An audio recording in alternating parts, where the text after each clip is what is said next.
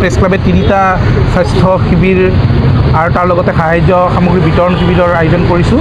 আমাৰ শিবিৰ 3টা অনুষ্ঠিত হ'ব। এতিয়ালৈকে আমি যিধৰণে ভাবি থৈছোঁ যে টিয়কত এটা অনুষ্ঠিত হ'ব, নাজিৰাৰ সমীপৰ সুন্দৰপুৰ কলিতা গাঁৱত অনুষ্ঠিত হ'ব আৰু চৰাইদেউৰ চুমনি গাঁৱত অনুষ্ঠিত হ'ব। হয়তো শেষ মুহূৰ্তত আমি অকণমান ইফাল সিফাল কৰিব লগা হ'ব পাৰে, কাৰণ বিভিন্ন দল সংগঠন, বিভিন্ন NGOs, বিভিন্ন ব্যক্তিগত খণ্ডৰ হস্পিটেল, চৰকাৰী ব্যৱস্থাপনা সকলোৱে এইখিনি মুহূৰ্তত বানাক্ৰান্ত ৰাইজক চিকিৎসা সেৱা প্ৰদানৰ কাৰণে চেষ্টা চলাই আছে বা তেওঁলোকৰ ওচৰলৈ গৈছে। গতিকে আমি তাৰ স্থানীয় যিসকল সাংবাদিক আছে, প্ৰেছ ক্লাব আছে, তেওঁলোকৰ সৈতে যোগাযোগ আছোঁ। তেওঁলোকে যি স্থানত আমাক ক'ব সেই স্থানতে অনুষ্ঠিত হ'ব। গতিকে আমি যাত্ৰা কৰিবলৈ লৈছোঁ। আমাৰ এই 3টা স্বাস্থ্য পৰীক্ষা শিবিৰৰ কাৰণে আমাৰ চিকিৎসক, আমি অতি কমেও 11-12গৰাকী চিকিৎসক আমাৰ সৈতে থাকিব। কিন্তু গুৱাহাটীৰ পৰা আমাৰ 6গৰাকী চিকিৎসক যাব।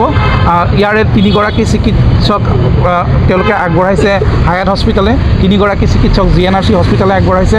তাৰ সমান্তৰালকৈ ৰয়েল গ্ল'বেল ইউনিভাৰ্চিটি তেওঁলোকে আমাক যাতায়াতৰ কাৰণে বাছ এখন দিছে।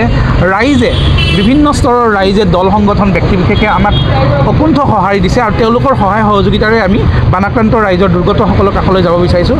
আমাৰ এই পদক্ষেপৰ জৰিয়তে যদি বানাক্ৰান্ত ৰাইজৰ এটা পৰিয়ালৰ এগৰাকী ব্যক্তিও 0.1% যদি উপকৃত হয়, আমাৰ এই আহ্বান, ৰাইজৰ এই সঁহাৰি সফল হোৱা বুলি আমি গৌৰৱবোধ কৰিম।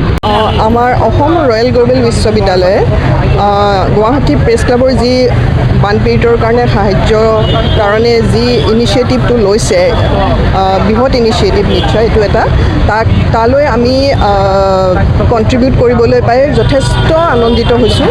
কাৰণ তেওঁলোকে মোক এইটো খুব কম সময়ত, খুব কম সময়ৰ ভিতৰতে মই আগতে গম পোৱা নাছিলোঁ। দুদিন আগতে গম পাইছোঁ যে তেওঁলোকৰ বাছৰ দৰকাৰ হৈছে, বাছ বা গাড়ী অহা যোৱা মানুহখিনিৰ কাৰণে। মই একদম শীঘ্ৰেই আমাৰ অথৰিটিক, প্ৰ' চাঞ্চেলৰ ছাৰক জনালোঁ আৰু তেওঁলোকে লগে লগেই সঁহাৰি দিলে আৰু আমাৰ এখন নতুন AC বাছ এখন দিছে, যাতে মানুহখিনি ভালদৰে যাব পাৰে। আৰু বান সাহায্যৰ কাৰণে ৰয়েল গ্ল'বেল ইউনিভাৰ্চিটিৰ আমাৰ বিশ্ববিদ্যালয়ৰ তৰফৰ পৰাও আমাৰ টীম গৈছে।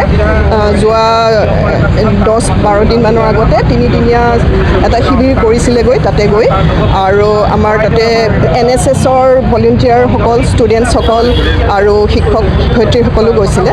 তাৰ লগতে আমাৰ ৰয়েল গ্ল'বেল স্কুল আছে, স্কুলৰ পৰাও যোৱা সপ্তাহত এটা ডাঙৰ টীম বান সাহায্যৰ কাৰণে গৈছে। তো আমি সকলো ফালৰ পৰাই আছোঁ যে অসমৰ লগত, অসমৰ বানপীড়িতসকলৰ কাৰণে যিমান কৰিব পাৰি আমি কৰিবৰ কাৰণে প্ৰস্তুত আছোঁ। আৰু আমি আজি নিশ্চয়কৈ বিশেষ সুখী হৈছোঁ যে আমিও কণ্ট্ৰিবিউট কৰিব পাৰিছোঁ। শদিয়াৰ পৰা ধুবুৰীলৈ, বৰাকৰ পৰা ব্ৰহ্মপুত্ৰলৈ সকলোৰে মাজত চিনাকি এটা নাম প্ৰাতঃ টাইম। থলুৱা ভাষা, কৃষ্টি আৰু সত্য বাতৰিৰ আধাৰত প্ৰতিষ্ঠিত খবৰ প্ৰাতঃ টাইমৰ প্ৰতিটো বা বাতৰি পুংখানুপুংখভাৱে চাবলৈ Facebook, YouTube, website, Twitter, Instagram আৰু ব্লগাৰ পেজত লাইক আৰু ফ'ল' কৰক। ধন্যবাদ।